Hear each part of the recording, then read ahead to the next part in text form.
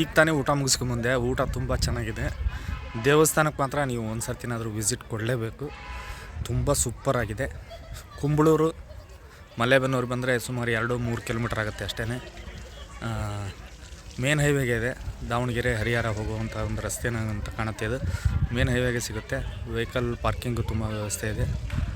ತುಂಬ ಚೆನ್ನಾಗಿದೆ. ಬನ್ನಿ. Thank you for watching. ಚಾನಲ್ಗೆ ಸಬ್ಸ್ಕ್ರೈಬ್ ಮಾಡಿ.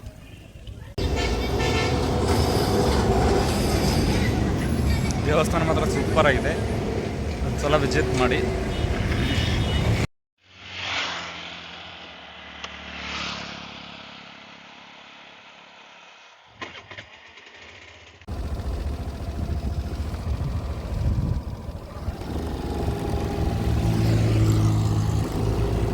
ವಾಯ್ಸಿನ ಸ್ವಲ್ಪ ಪ್ರಾಬ್ಲಮ್ ಆಗ್ತಿದೆ. ಯಾಕಂತ ಹೇಳಿದರೆ ಒಂದೇನೋ ಜುಗಾಡು ಮಾಡೋಕ್ಕೆ ಹೋದೆ, ಆಗಲಿಲ್ಲ ಅದು. ಬಟ್ ಆ ವಿಡಿಯೋ ಕ್ವಾಲಿಟಿ ಚೆನ್ನಾಗಿಲ್ಲ. 720 ಇರೋದ್ರಿಂದ ತುಂಬಾ ಬ್ಯಾಡ್ ಆಗಿಬಿಟ್ಟಿದೆ. ಕ್ಲಾರಿಟಿ ಇಲ್ಲ. ಅದಕ್ಕೋಸ್ಕರ ಇದರಲ್ಲೇ ಟ್ರೈ ಮಾಡ್ತೀನಿ. ಸ್ವಲ್ಪ ಅಡ್ಜಸ್ಟ್ ಮಾಡ್ಕೊಳ್ಳಿ. ಕುಂಬಳೂರನ್ನ ಎಕ್ಸ್ಪ್ಲೋರ್ ಮಾಡೋಕ್ಕೆ ಹೋಗ್ತಾಯಿದ್ದೀವಿ. ಕುಂಬಳೂರು ಗೊತ್ತಿರ್ಬೋದು ನಿಮಗೆ. ಶ್ರೀ ವೀರಭದ್ರೇಶ್ವರ ದೇವಸ್ಥಾನ ಪ್ರತಿಷ್ಠಾಪಿಸಲಾಗಿದೆ. ಇಲ್ಲಿ ತುಂಬಾ ಚೆನ್ನಾಗಿದೆ ವೀರಭದ್ರೇಶ್ವರ ದೇವಸ್ಥಾನ ಕುಂಬಳೂರು.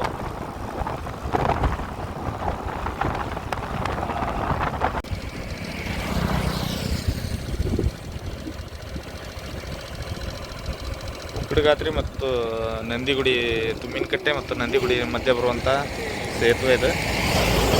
ಮಧ್ಯದಲ್ಲಿ ತರಬಿದ್ವಿ.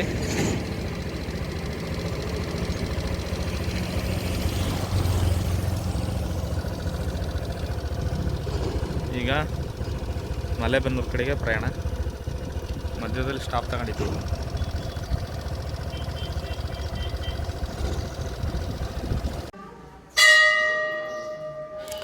ನಂದಿಗುಡಿ ಕ್ರಾಸ್ ಆದ ತಕ್ಷಣ ನಿಮಗೆ ಕೊಕ್ನೂರು ಅಂತೇಳಿ ಸಿಗುತ್ತೆ. ಕೊಕ್ನೂರಲ್ಲಿ ನಮ್ಮ ದೊಡ್ಡ ಬಾಸು ಕೊಕ್ನೂರು ಆಂಜನೇಯ ಸಿಕ್ತು. ಹಾಗೆಯೇ ದರ್ಶನ ಮಾಡಿಕೊಂಡು ಪ್ರಯಾಣ ಮುಂದುವರಿಸ್ತೇವೆ.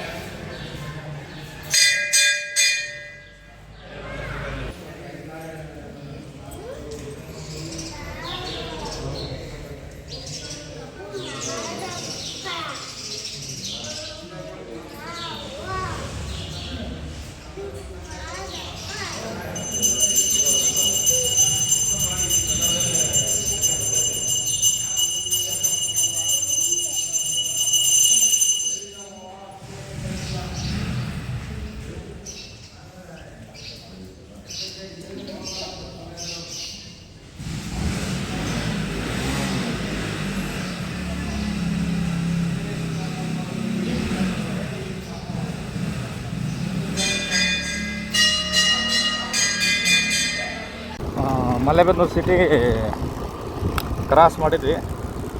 ಮಲೆಬೆನ್ನೂರು ಸಿಟಿ ಕ್ರಾಸ್ ಮಾಡಿದ ತಕ್ಷಣ ರೈಟ್ ಸೈಡ್ ಲೆಫ್ಟ್ ಸೈಡ್ ತಗೊಳ್ಳಿ ಅಂತ ಹೇಳಿದ್ರು. ನಾವು ಬಂದಿದ್ದು ಕೊಕ್ನೂರು ದೇವಸ್ಥಾನ ನೋಡಿದ್ದು. ಕೊಕ್ನೂರು ದೇವಸ್ಥಾನ, ಕೊಕ್ನೂರು ಆಂಜನೇಯನ ದೇವಸ್ಥಾನ ನೋಡಿಕೊಂಡು ನೇರವಾಗಿ ಮಲೆಬೆನ್ನೂರು ಸಿಟಿಯಿಂದ ಲೆಫ್ಟ್ ಸೈಡ್ ಡಿವಿಷನ್ ತಗೊಂಡ್ವಿ. ಇಲ್ಲೇ 1 ಕಿಲೋಮೀಟರ್ ಆಗುತ್ತೆ ಅಂತ ಹೇಳಿದರು. 1 ಕಿಲೋಮೀಟರ್ ಹೋಗ್ತಿದ್ದಂಗೆ ದೇವಸ್ಥಾನ ಸಿಗುತ್ತೆ ಅಂತ ಹೇಳಿದ್ದಾರೆ.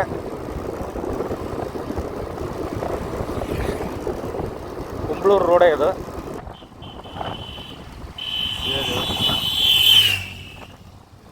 ಒಳಗಡೆ ಹೋಗೋಣ.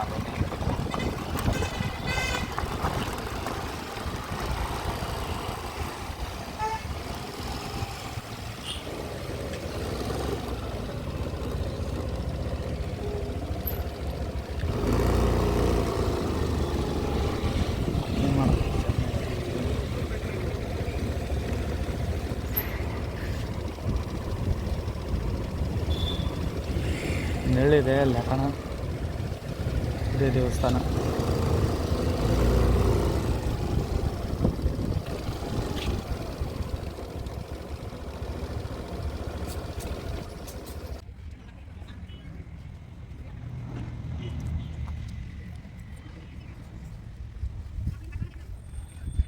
ಎಡಬದಿ ಮತ್ತು ಬಲಬದಿ ಪಾರ್ಕ್ ಮಾಡಿದ್ದಾರೆ ನೋಡ್ಬೋದು ನೀವು. ತುಂಬ ಚೆನ್ನಾಗಿದೆ. ಎಲ್ಲ ಥರದ ಹೂಗಳನ್ನು ಕಾಣ್ಬೋದು ನೀವು. ದೇವಸ್ಥಾನದ ಮಹಾದ್ವಾರ ಇದು, ಮೇನ್ ಎಂಟ್ರೆನ್ಸು.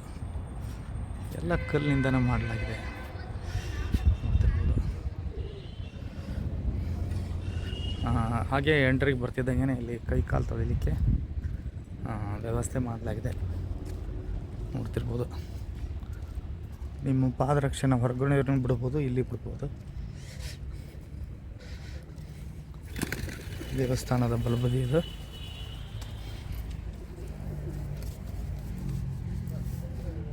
ಇದು ಮಾಡಲಾಗಿದೆ. ಇಲ್ಲಿ ಪ್ರೀ ವೆಡ್ಡಿಂಗ್ ಶೂಟ್ ಮಾಡಲಾಗುತ್ತೆ, ಮಾಡ್ತಿದ್ದಾರೆ ಇಲ್ಲಿ ನೋಡ್ತಿರ್ಬೋದು. ಪ್ರೀ ವೆಡ್ಡಿಂಗ್ ಶೂಟ್ಗೆ 2,500 ರೂಪಾಯಿ ರಸೀದಿ ಪಡೆಯಬೇಕಾಗಿವೆ ಅಂತ.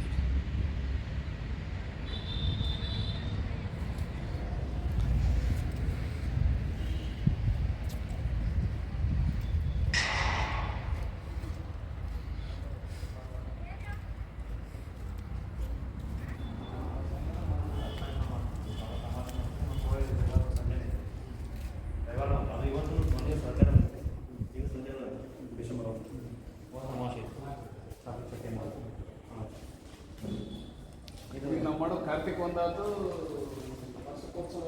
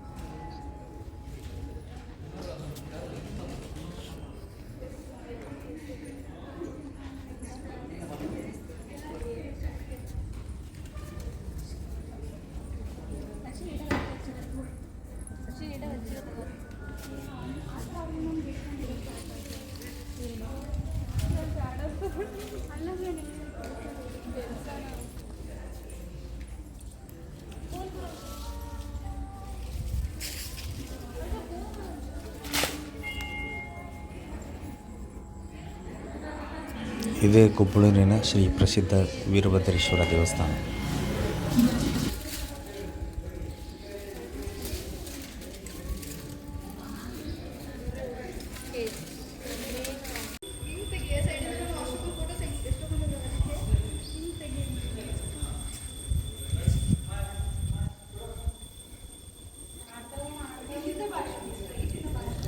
ಇದು ದೇವಸ್ಥಾನದ ಎಡಬದಿಗೆ ಇರುವಂಥ ಶ್ರೀ ವರಸಿದ್ಧಿ ವಿನಾಯಕ ದೇವಸ್ಥಾನ.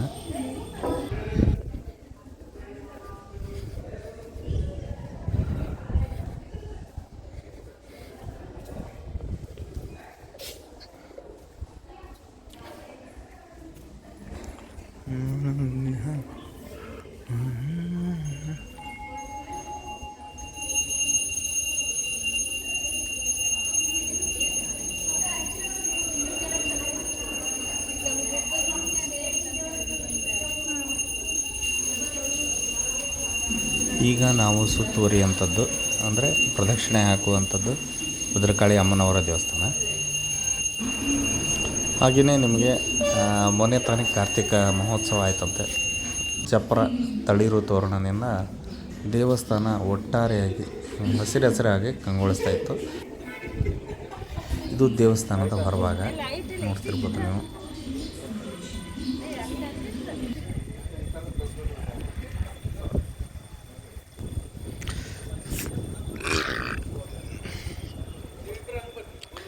ಡೈಲಿ ಸುಮಾರು ಭಕ್ತರು ಬರ್ತಾರೆ ಇಲ್ಲಿಗೆ. ಪ್ರಸಾದ ನಿಲಯ ಹಾಗೂ ಪ್ರಸಾದದ ವ್ಯವಸ್ಥೆನೂ ಕೂಡ ಇದೆ ಇಲ್ಲಿ. ಟೈಮಿಂಗ್ಸ್ ಏನು ಅಂತ ನೋಡೋಣ. ಅಲ್ಲಿ ಕಾಣ್ತಿದೆಯಲ್ಲ ಅದೇ ಪ್ರಸಾದ ನಿಲಯ. ಅಲ್ಲಿ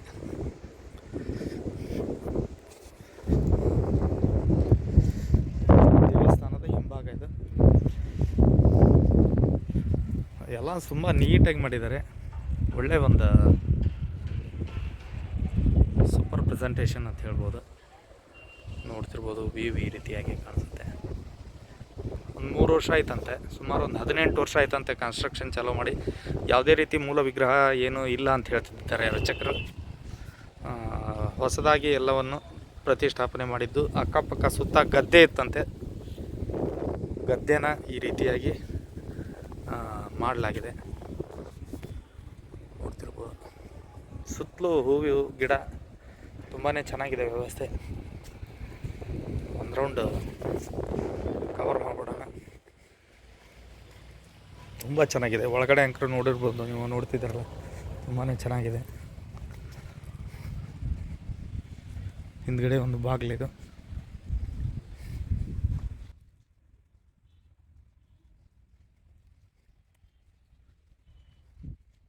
ಹೂವಿನ ವ್ಯವಸ್ಥೆ ತುಂಬ ಚೆನ್ನಾಗಿದೆ. ಅಲ್ಲಿ ಪಾರ್ಕ್ ಅಂದರೆ ತುಂಬ ಟೈಮ್ ಪಾಸ್ ಮಾಡ್ಬೋದು. ಅಂದರೆ ದೇವಸ್ಥಾನಕ್ಕೆ ಹೋಗ್ಬೋದು. ಹಾಗೆ ಇಲ್ಲಿ ಒಂದು ಸಮಯ ಮಾಡ್ಬೋದು. ತುಂಬ ಚೆನ್ನಾಗಿದೆ ದೇವಸ್ಥಾನ. ಅಲ್ಲೇ ಒಂದು 2 ಕಿಲೋಮೀಟರ್ ಆಗುತ್ತೆ. 2 ಕಿಲೋಮೀಟರ್ಗೆ ದೇವಸ್ಥಾನ ಸಿಗ್ತದೆ ನಿಮಗೆ. ಈ ರೀತಿ ಒಂದು ರೌಂಡ್ ಕರ್ಕೊಂಡು ಈಗ ಏನೇನು ಬರ್ತದೆ.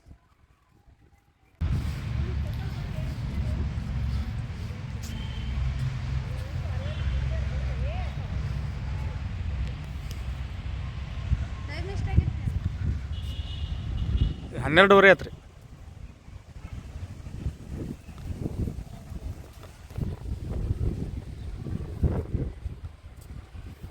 ಯಾವುದೋ ಒಂದು ಬೇರೆ ಸ್ಟೇಟಿಗೆ ಬಂದ್ವೇನೋ ಅಂತ ಅನಿಸುತ್ತೆ. ಆ ರೀತಿ ಫೀಲ್ ಕೊಡುತ್ತೆ ಇದು. ನೋಡ್ಬೋದು ದೇವಸ್ಥಾನ ತುಂಬ ಚೆನ್ನಾಗಿದೆ.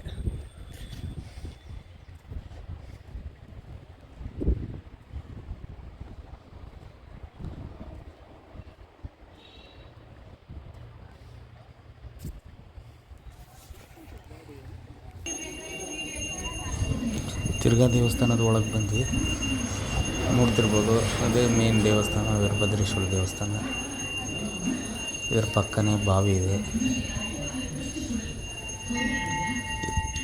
ದೇವಸ್ಥಾನದ ಸುತ್ತಲೂ ನಿಮಗೆ ಕಂಬಗಳನ್ನು ಕಾಣ್ತೀರ. ಏನು ಗೋಡೆ ಬರುತ್ತೆ, ದೇವಸ್ಥಾನದ ಎಡ್ಜ್ ಏನು ಗೋಡೆಗಳು ಬರುತ್ತೆ ಅಲ್ಲಿ ನೋಡ್ತಿರ್ಬೋದು. ಈ ರೀತಿ ಕಂಬಗಳಿವೆ. ವಿಜಯ ವಿಠಲ ದೇವಸ್ಥಾನ ನೆನಪಾಗುತ್ತೆ.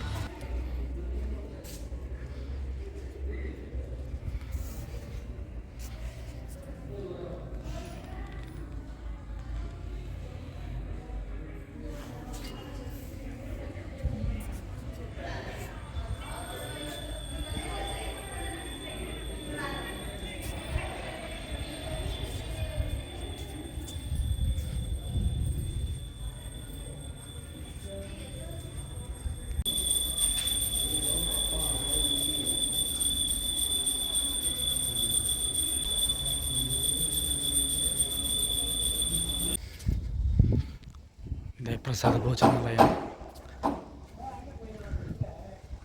ಪ್ರತಿದಿನ ಇರುತ್ತಂತೆ.